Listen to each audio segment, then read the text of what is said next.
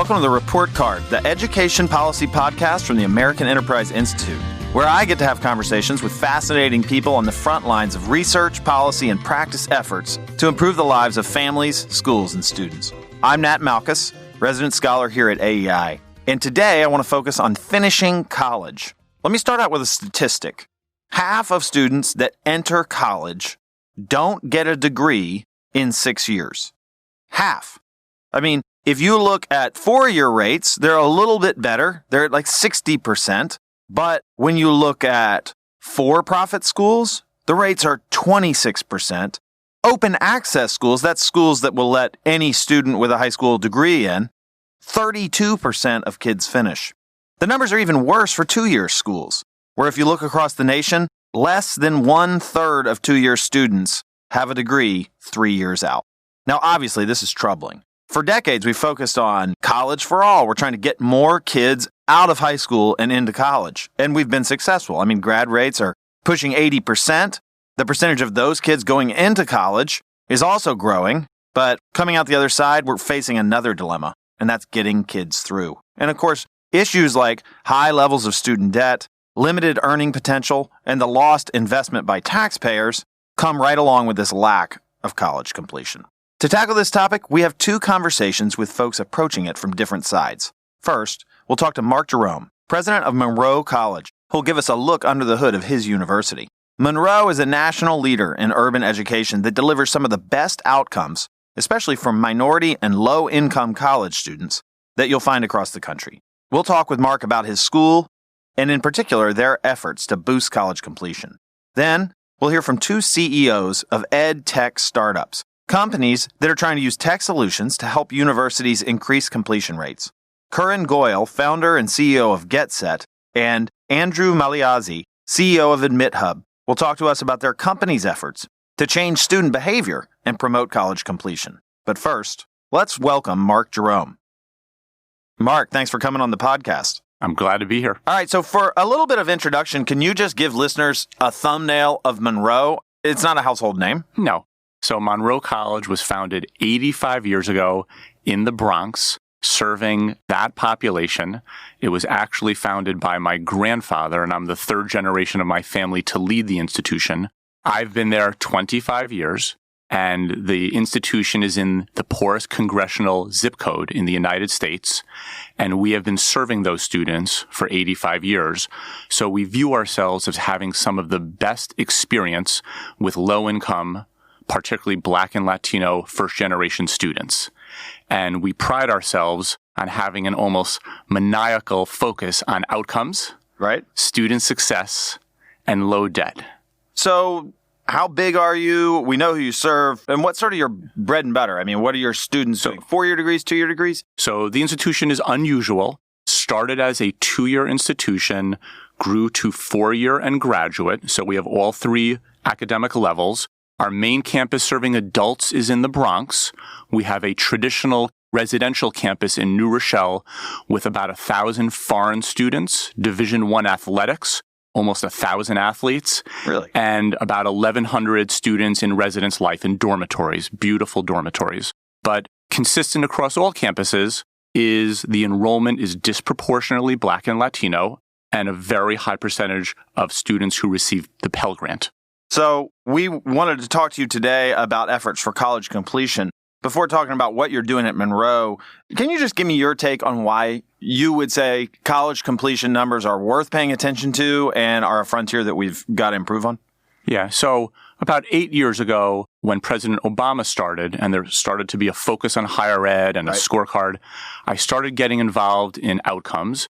And part of it was, without us knowing it, Monroe College started being cited objectively by third parties as having these outcomes. Right. And as I looked at the outcomes, what happened, two things happened. The first was I was just appalled at the opportunities or lack of opportunities for low-income students, and I was appalled at the outcomes. The local 2-year public institutions had outcomes well below 10% for on time, and around 15% for time and a half. So you're telling me that the 2-year institutions in New York are getting 1 in 10 of their kids out the door with a credential on time? They're getting less than that. And at some points, the data was below 1%. And so what happened is I felt the data was such that it almost shocks the conscience. And for the benefit of even these institutions, something has to change. And so for 8 years, as a colleague, I've been pushing for change across the board. It's not an easy battle because people are happier being less regulated than more regulated. Right. And as you hear, I'm one of the few college presidents who's happy to advocate for good, effective regulation that has a tangible result. So before we get into the regulation, at Monroe, what are the comparable numbers? What's your completion rates? I believe our IPEDS, which is the federal data, shows in the mid-50s. For 2-year on time, I think approaches 40 and is above 50 for 3, time and a half. For bachelor rates, for a low-income student who receives Pell, I think the on-time rates are close to 70%, approaching 80%. Okay, so that's better than average. It's very high nationally. Right, yeah, it's better than the national average and better across the board. So let's talk a little bit about breaking this down into buckets, right? So I want to think about, how do you attack this? What are the reasons that kids aren't graduating? So I could think of, well, it's just money, right? They can't afford. There's some lack of university supports. The universities aren't putting things in place. Kids are disengaged in the classroom or just not really engaged in the work that they're there to be on. So maybe they should never have come. Or maybe they just can't do the academic work. They need social supports. I mean, how would you bucket these as the main reasons? Basically 3 things. The first is the institution has this intense focus on outcomes and tracking. And so the institution across all departments has to be dedicated to following students from the day they start, seeing if they're at risk. And if they are at risk, coming in with an intervention, being very interventionalist, and then making sure they stay on track. Just having that as a college-wide culture is very rare. Right. And what I mean by that is because students can drop out because of how public safety deals with them, how the cafeteria deals with them, how financial aid and Bursar deals with them. And most colleges approach this through some kind of student support center. But our realization a long time ago was it has to be holistic, and it's kind of shocking what makes students drop out. So that's 1. 2 gets back to how I started. The world has changed in urban centers. In New York especially, the large impersonal public high schools are replaced by these small, very focused, I think fairly effective schools where the principals are awesome, APs are awesome, they know every kid by name, and if the student struggles at all, they are intervening.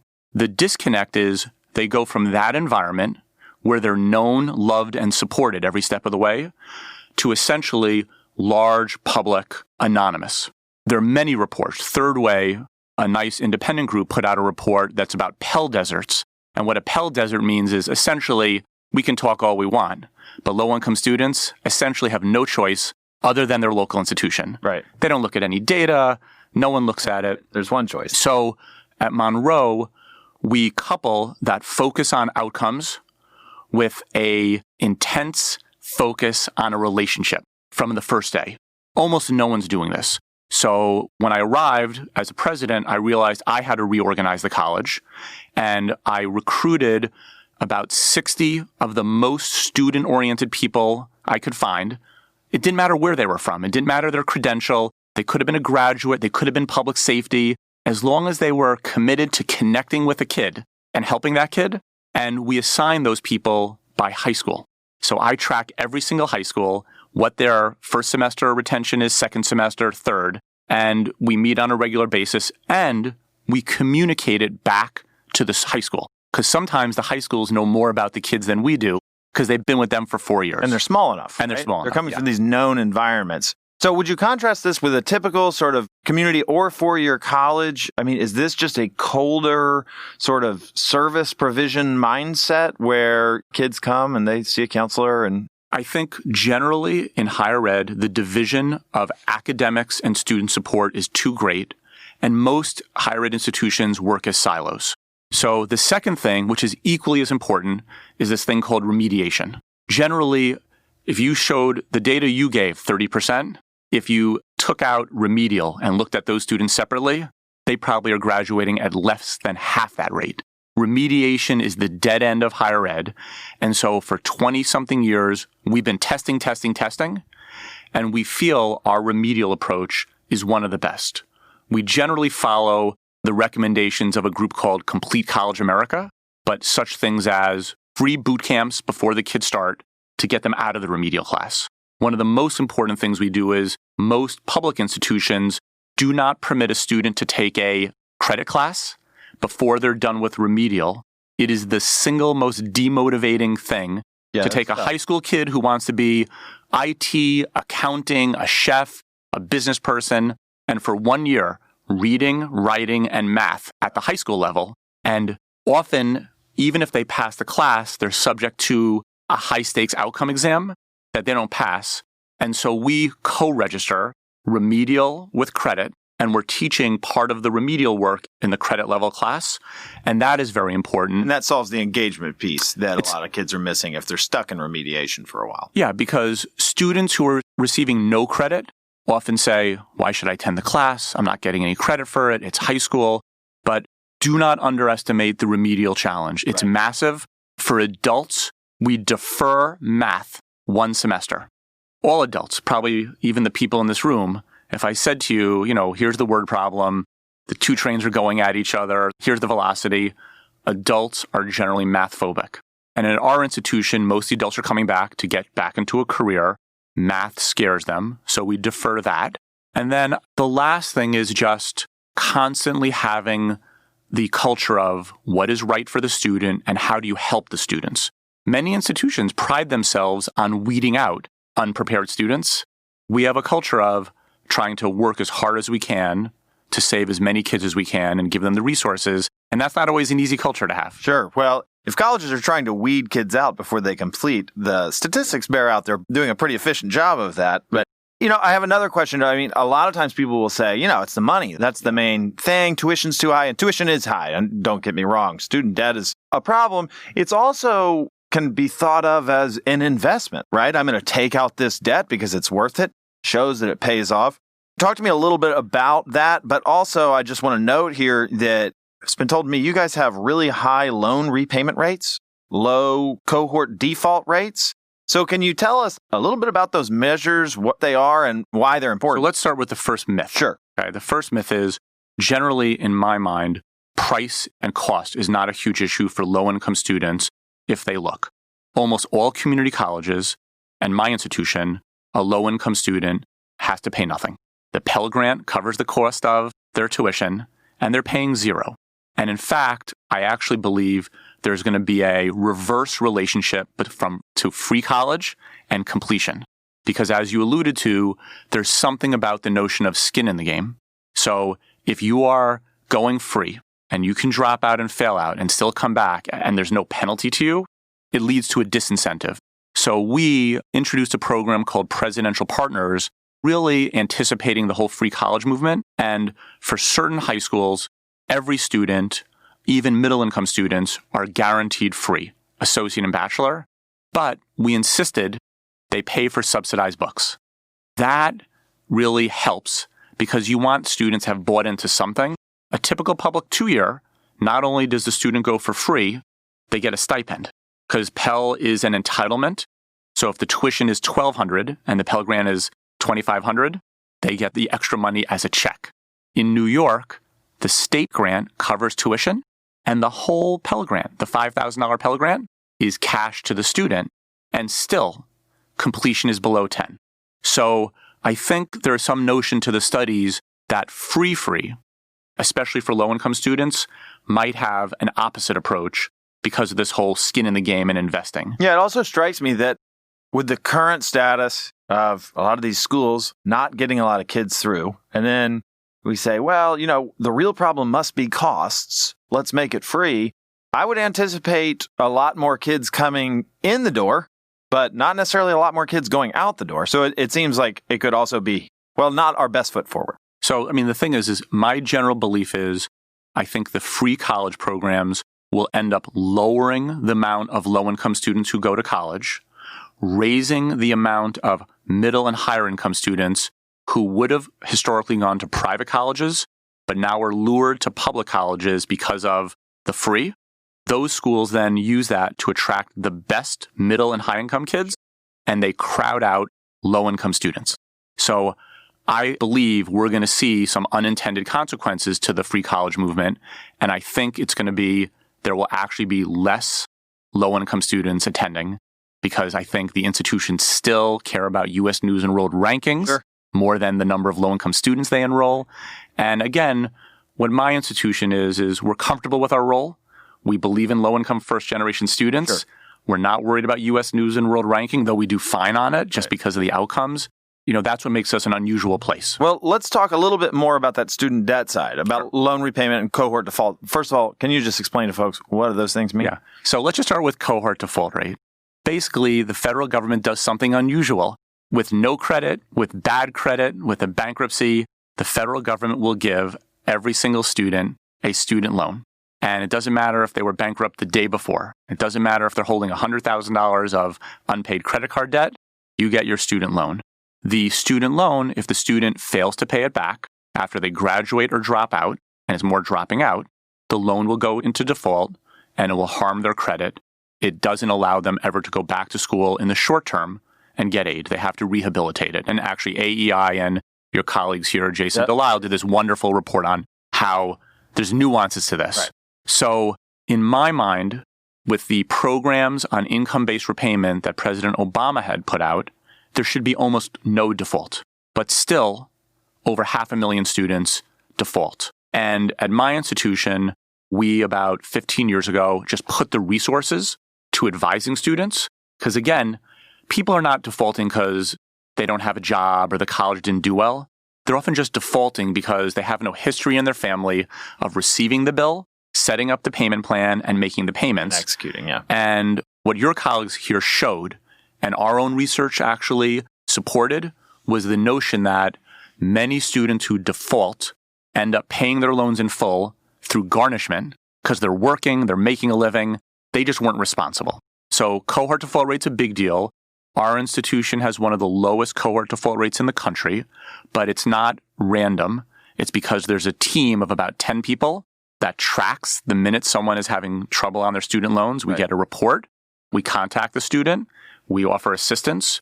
And now, because of income-based repayment, which means they'll allow you to pay what you can afford on your salary, even if it's $10 a month, no one should go into default.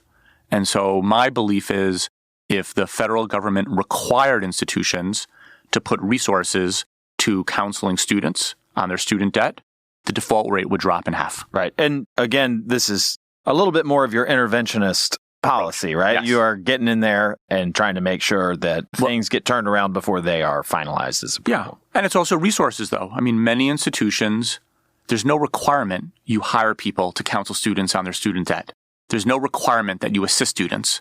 So in my mind, if we are helping to give the student the debt, we have an ethical responsibility to help them manage that debt well. Right. So you've got good outcomes. Everybody wants good outcomes. I'm assuming that there are other college presidents that you network with.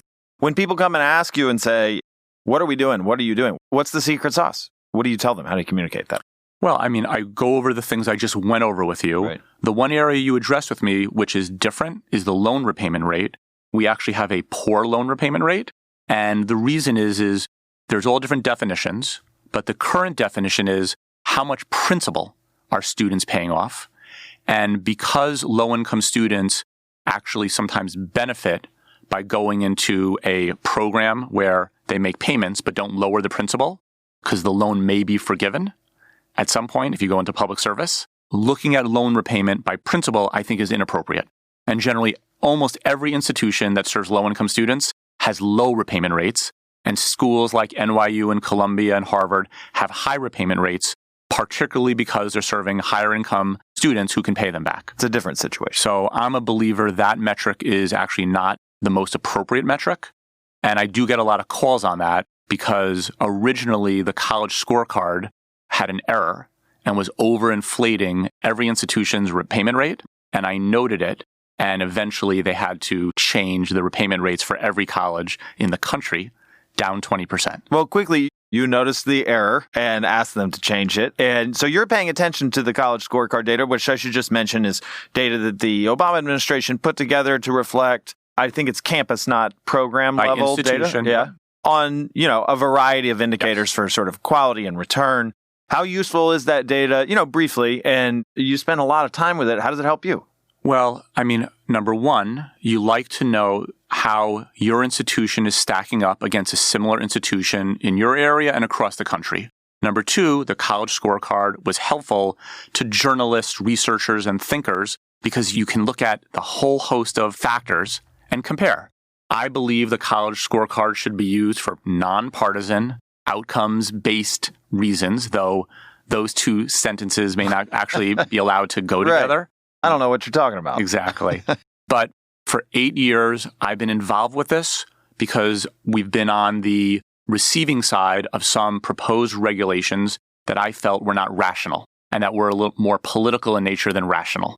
So, Mark, let me take a perspective from K-12. I pay a bit more attention to K-12, really care about the transition into college. And, now, of course, I have to care more about completion. But we've had this problem where in K-12, we've been really focused on certain indicators. One of them was grad rates, and we've been very successful in pushing that up. But there's a major challenge here, and that's that you can, win the battle on grad rates, and you can lose the war by just getting kids out the door by any means necessary. So, there's a standards and a rigor argument. And I wonder, is that a concern for you across the board in college completion, or do we not need to worry quite so much about sort of watering down the rigor of degrees? I actually think it's a little bit of a red herring. I've heard it a few times. The distinction between lower ed and higher ed is lower ed attendance is mandatory. Higher ed, it's not. If lowering the standard could result in higher graduation rates, we'd see a lot of it. I actually believe lowering the standard ends up resulting in lower completion rates because students, they're not stupid. They're sharp. Even if they're academically weak, they know what's going on. They need to be engaged. They need to be challenged. And in my experience, if there are faculty that have lower standards, they generally have lower retention. While one grade here and there may be higher, the overall effect of it is lower completion. So I am not a believer lowering standards at a higher education institution can lead to higher completion. Right. It just doesn't solve the problem. Just doesn't solve it.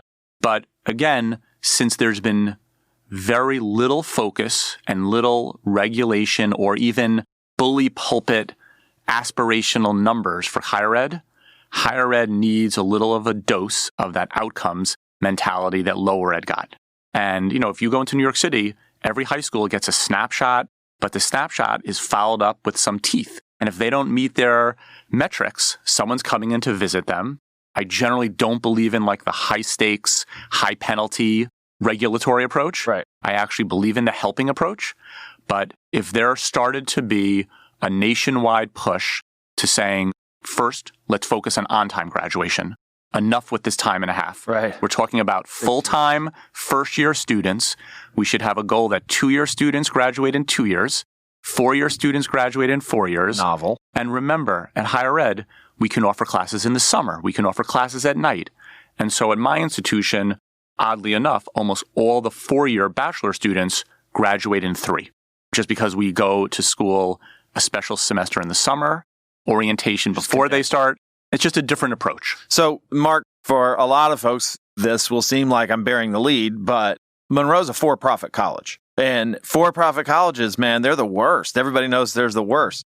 How does being a for-profit play into this? What do you think about the space generally? Because it is true that a lot of for-profit colleges are having really lousy completion rates. So I would say, first, I don't think there's any evidence for-profit colleges are having worse completion rates than the equivalent non-for-profit and publics that serve their same students. Okay, play that out for me. Overall, on the 2-year level, I believe the 2-year publics have lower completion than the 2-year proprietary. The 4-year for-profits have lower completion than the 4-year, but it's a unfair analysis because when you put 4-year proprietary or for-profit, which are generally non-competitive, they're open admission, right? Those are, many of them are. Yeah. And you're putting them in the same bucket as Harvard, Yale, and Sure. Princeton.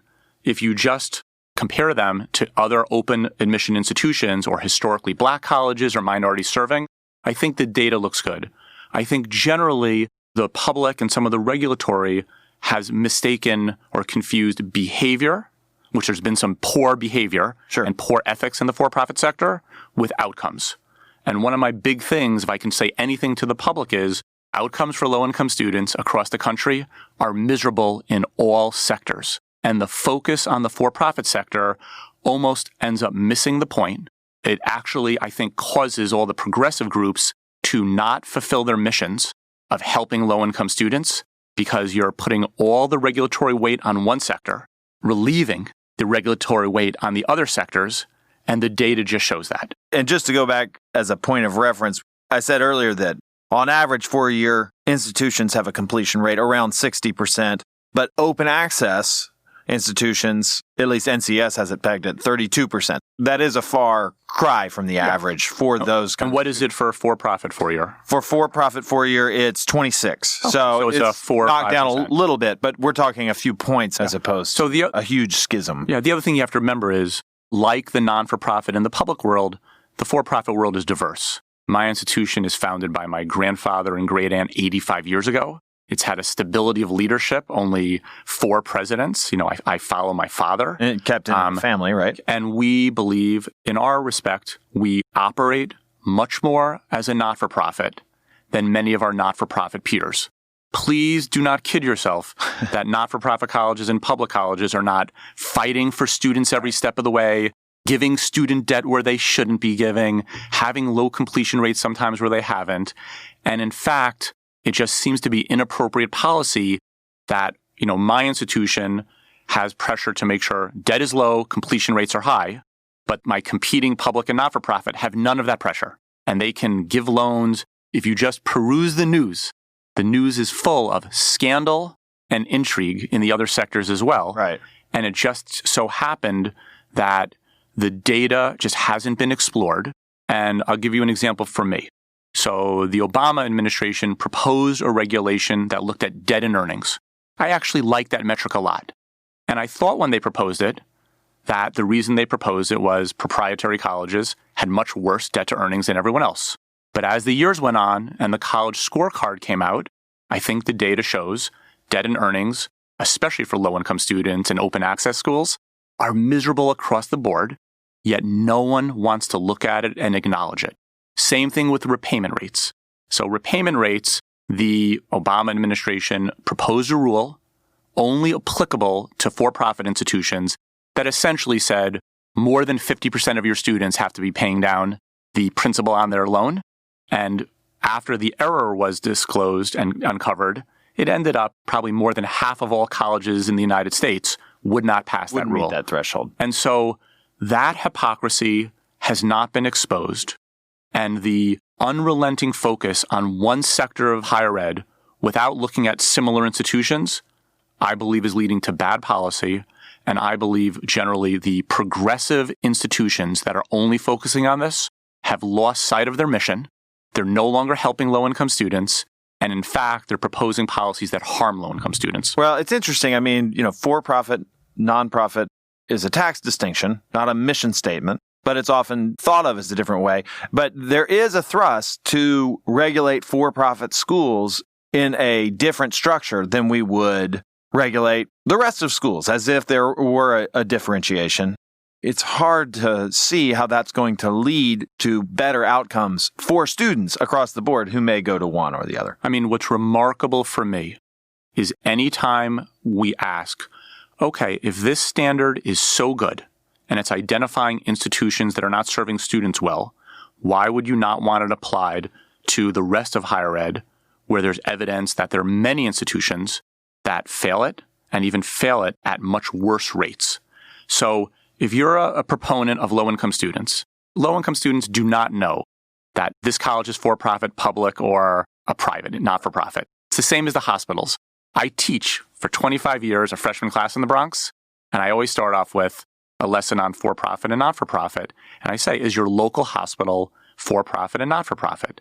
And they all perceive the hospital as for-profit. And in New York, by statute, they cannot be. And what's happening is you're having public policy groups advocate even to take away grant aid from poor students just because they attend for-profit institutions. And that is, to me, remarkable. that they would be actually advocating something that would harm thousands and thousands of students. And at the end of the day, I'm a total believer in good regulation. If the for-profit institution fails it, let it fail it. But boy, oh boy, be fair, be straight, protect students. And if there's a not-for-profit institution that fails it, or a public institution, you have to hold them to the same standard, or else we're just being hypocritical across the country. Mark Jerome, president of Monroe College, thanks for coming on the podcast. It was my pleasure. Karan and Drew, welcome to the Report Card. Thanks for having us. Thank you. So we've been talking a little bit about college completion and about what institutions can do, talking to Mark Jerome, but you guys work with institutions of higher education. You're kind of coming from the outside. Let's start with Drew and then Karan. Give me a thumbnail. First of all, what is AdmitHub? It's a conversational AI platform to support students on the path to and through college, because that probably means nothing to people who are listening. Sure. What's that look like? It's a series of text messages that you get on your phone. One day, the school mascot will send you a text and say, hey, I'm going to help you through the journey to college and beyond. Ask me anything. And it will be an ongoing daily conversation back and forth about everything that you need to do to succeed that's outside the classroom, ultimately. Right. So I went to Covenant College. Mascot is the Scots. I got a Scottish guy. Oh, yeah. Out of nowhere. Does he have a name? I don't even know. I don't think so. He's a Scot. Scott. Call him Maybe that, Scott. yeah. So Scott, Yeah. I get a text message from him and he says, I can help you. And I can say to this guy, I need help with financial aid. I need...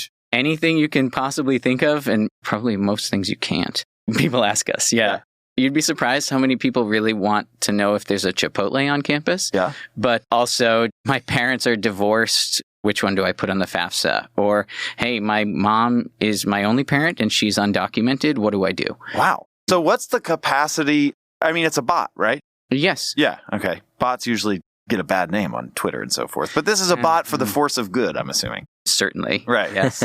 And so how do administrators sort of get this on board? How many places are you at? Just give me a little size of the market. We have 44 college partners and a few other nonprofits and NGOs, including Michelle Obama's Better Make Room, which is a great organization. And the first thing they do is they trust us a great deal. So thank you to all our partners. And we guide them on the process of creating a conversational strategy.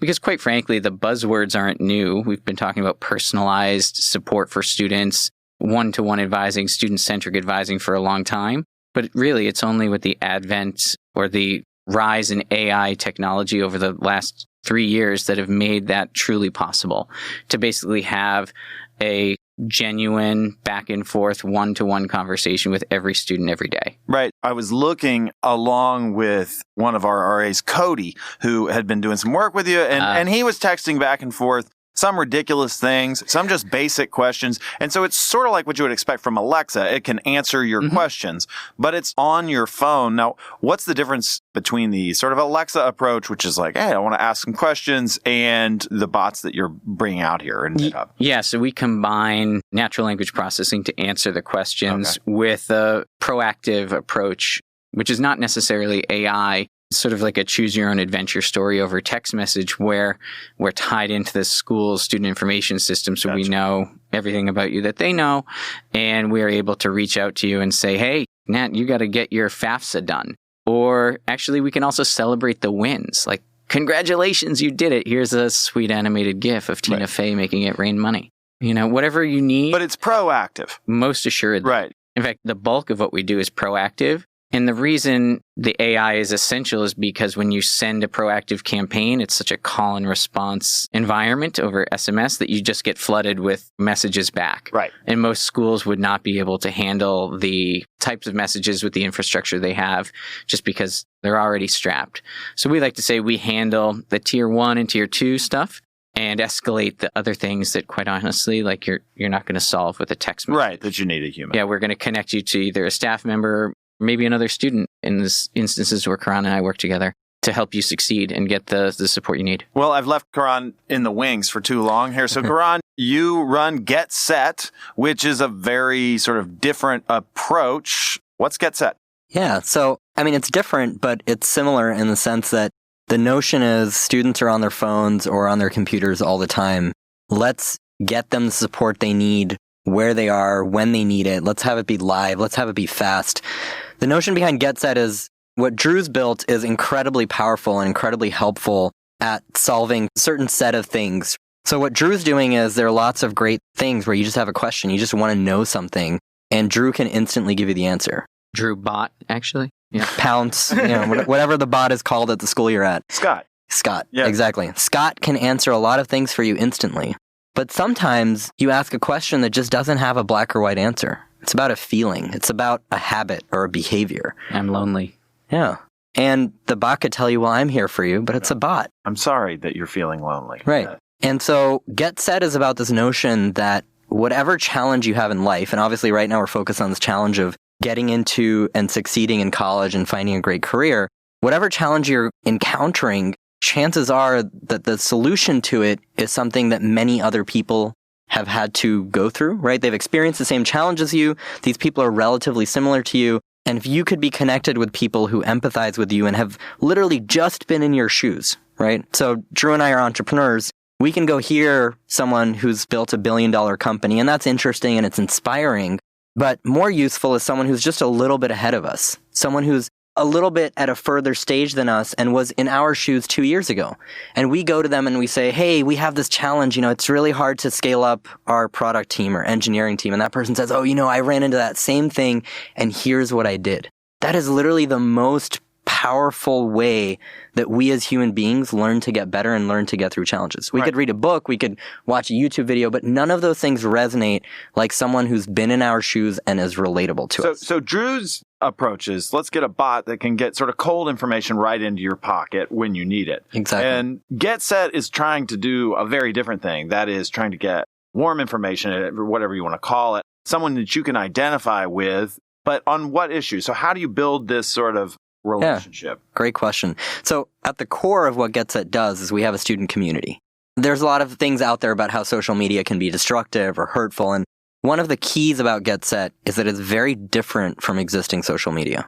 GetSet does not have photos and videos. GetSet is not a place to put the perfect, best parts of your life. GetSet is the raw, what am I struggling with? What do I suck at? What sucks about my life right now? And because it's text-based, people don't spend a lot of time thinking about how to curate that message or that story, and they can be raw and be authentic in it. And students don't really ask on GetSet, is there Chipotle on campus? They ask things like, I really don't get along with my roommate. How does one handle that? These are things that don't have a kind of scripted answer that one can provide, but they're things where the answers that will shape our behavior and help us get through that are to be connected with other students in our community who've been through that challenge. So to help the listeners sort of understand what GetSet is, it's a social network, sort of like, Facebook, LinkedIn, that sort of thing, where you connect a bunch of students. But then we strip away some parts, right? So there's not a lot of the flash and so forth that you get with pictures and trying to one-up each other. This is Instagram for a lot of folks. And you're trying to build community that way. But the institution brings GetSet to the students. This is sort of like a homegrown thing. So what do the institutions use it for, and how do they get it started? So the first part of GetSet, when a student comes into the engine, much like a dating app where they're swiping to say, I'm interested in this person, because GetSet is not photo-oriented and GetSet is who I am oriented. You have a tiny little profile photo. It says your name, what are you studying, and you have a little bio that you write about yourself. And it shows you, what do you have in common with this other person? Oh, Drew's also a commuter student. Oh, Nat is also studying business, right? So it shows me what I have in common, and I choose to connect with these people by swiping one way, and I choose not to connect with them by swiping another way. So that's the first hook. Now, the way the colleges are deploying it is generally given in orientation. It can be given earlier. So I've just enrolled in this school. I'd like to get to know other students. Or it can be in the first class, but that's generally the range that we're being deployed in. Then the students, after they make some connections, we create a feed for them for stories from those people that they're connected to on topics that are relevant to them. And what's happening is every time a student likes a story, comments on a story, we're learning, Nat likes stories that are really emotional. Drew likes stories that are really cut and dry and just to the point, right? And so what that's doing is it's teaching the engine what resonates with you. Now, the next piece of this is, much as Drew's engine does, we help schools understand, they've purchased all these systems like predictive analytics and early alerts platforms. Right. And those tell you... Those are systems to try and keep students engaged and on track. Right. Ideally. Usually it's just telling you which ones are likely to fail. That's right. So the rest is a few. So we've identified them. So it's like you went to the doctor and the doctor hands you your CBC results and says, your HDL is too high and good luck. Right. Right. That's basically what those engines do, is that they tell you this person has a problem and here's the problem. It doesn't tell you why that problem exists and it doesn't give you a path to fixing it. So GetSet is really focused on both of those things. The first is the why. So because students are writing all these things that they're encountering at school, our natural language processing engine is continually looking at what's trending. So earlier today, I spoke about an example of a school that said, we really wish we had GetSet last year. They're doing it now. But they said we had an issue with parking. And we're an urban campus. Everyone's a commuter. There are no dorms. Right. Everyone drives to school. And we didn't realize that all these faculty members scheduled classes at the same time. And a bunch of students couldn't find parking and dropped out because they were tired of getting $150 tickets. So you're telling me that it is parking tickets that was contributing to a spike in non-completion at an urban university. At a very specific location. At a time and place. Yeah. That could be preventable. Right. Because the school had no understanding that this parking was an issue. If they'd had our engine at that time, they could have seen that parking is a trending term, and the sentiment on parking is 95% negative. So we also do sentiment analysis on any given term. So you can see, wait, this used to be very positive, but all of a sudden students have become very negative on it. Your engine can identify pain points. Right. It's worth noting that in higher ed, the number one reason people tend to leave a school is because they say no one is listening to me, or no one cares about me. I don't feel connected. I don't feel connected. I don't feel connected to other people, peers, or staff. And if you don't feel connected, why would you stay? Yeah. I mean, in anything. And so fundamentally, I think what you're getting at and what we get at is an opportunity to change the dynamic so that schools can listen at scale rather than merely broadcast messaging at scale. They're not the great and powerful Oz anymore. Yeah. It's really interesting. So when I was talking earlier with Mark, I said, let's talk a little bit about the buckets, the reasons, because we were sort of focusing on why kids don't complete, right? The numbers of non-completers are way too high. So how do you bring those down? And, I think that the knee-jerk reaction is to say, well, college is expensive. It must be expense. Or it's the academics. They just can't hack it.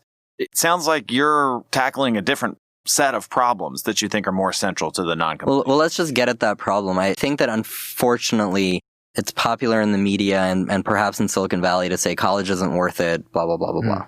First of all the data says that no. If you compare OECD countries, you will find the United States has one of the highest income boosts from getting a college degree versus others. And you can argue, whatever the reasons for that are, but that's the factual matrix of the situation.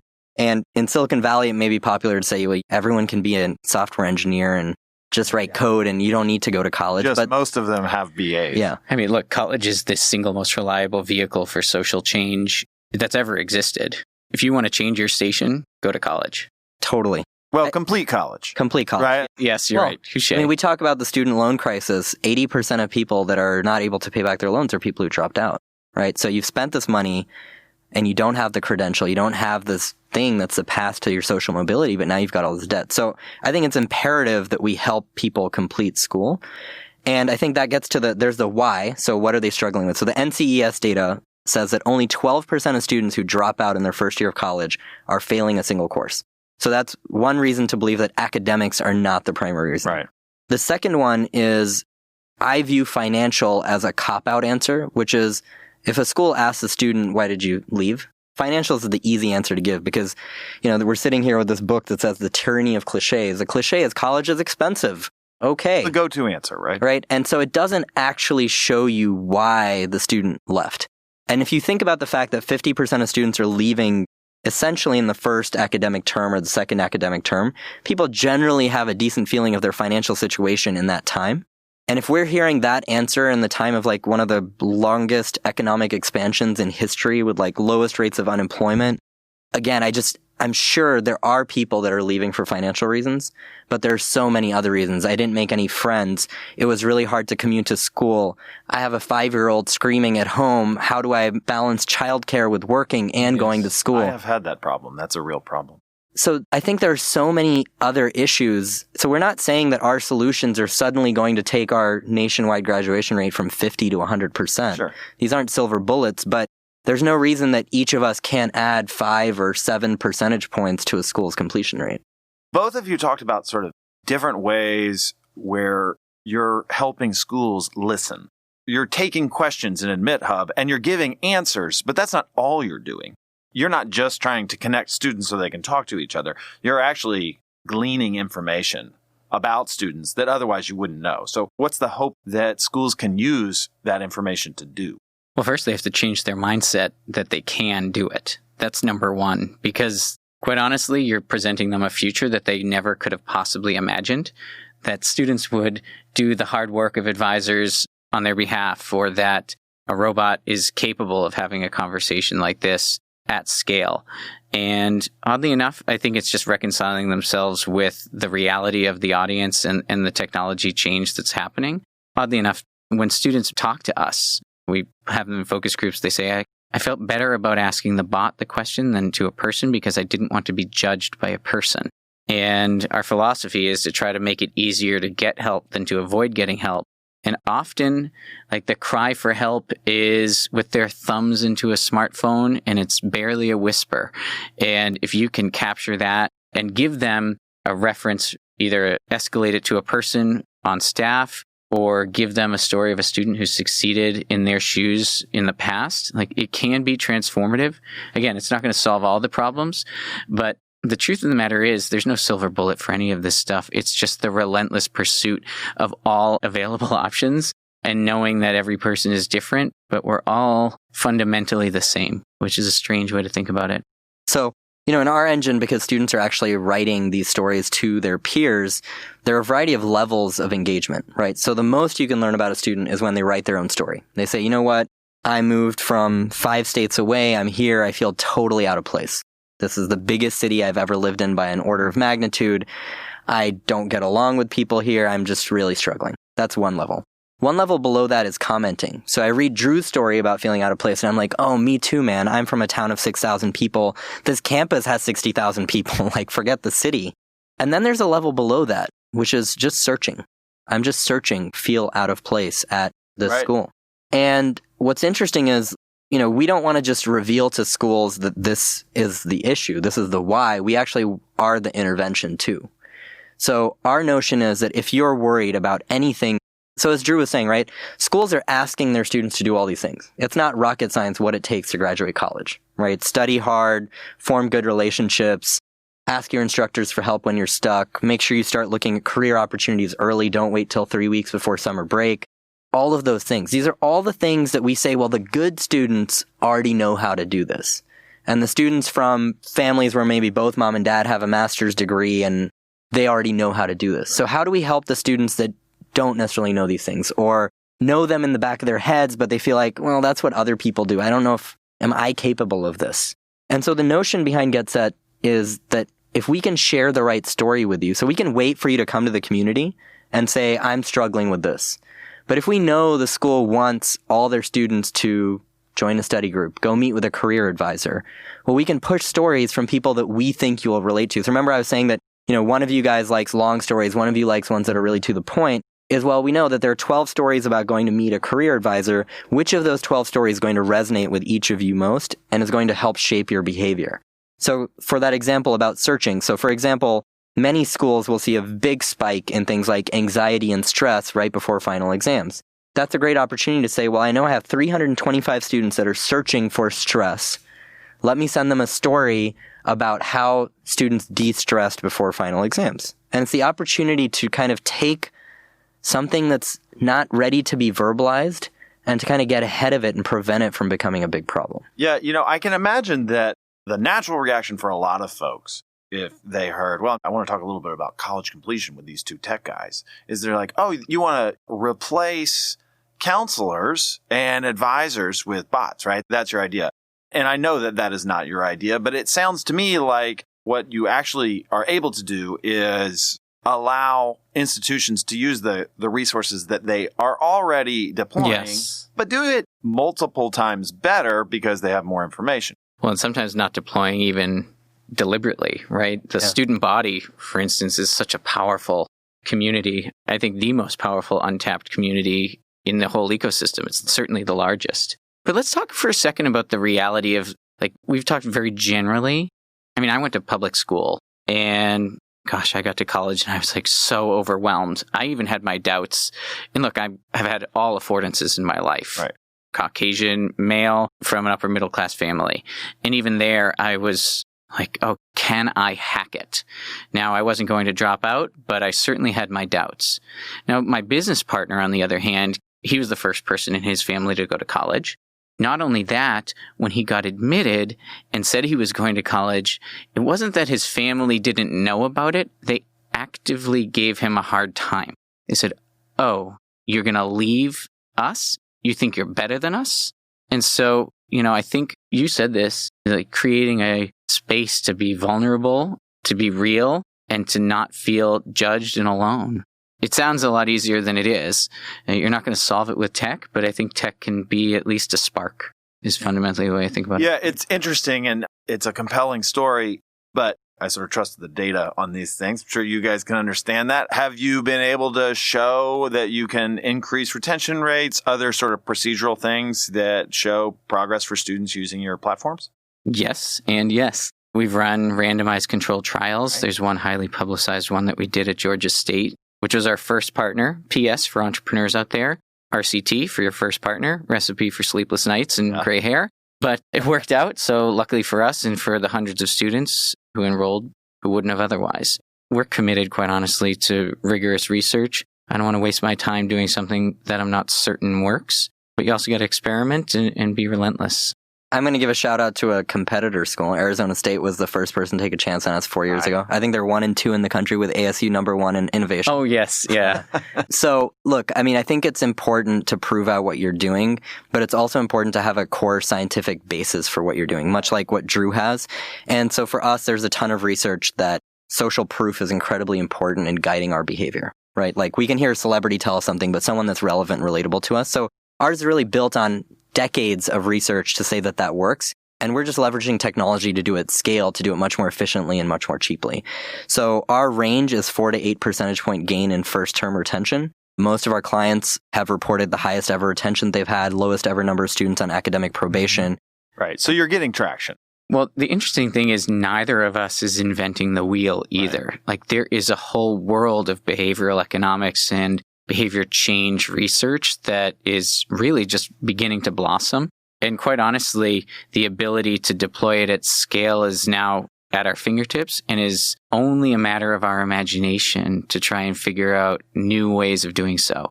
It is the dawn of an era that is exciting, can also be potentially used for ill, but if you have powerful tools in the hands of the right people, they can do amazing things with it. Well, guys, thanks for coming on the podcast and talking to us about how bots and social networks can come in and help college completion. Who would have thought?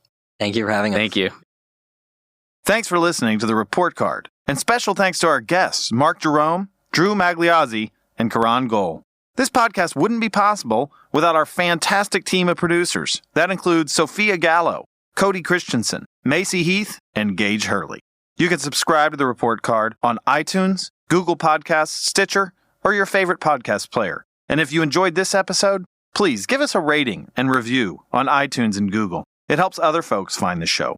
If you have comments, questions, or topic suggestions for future episodes, you can reach out at ed.podcast@aei.org. Until next time, I'm Nat Malkus.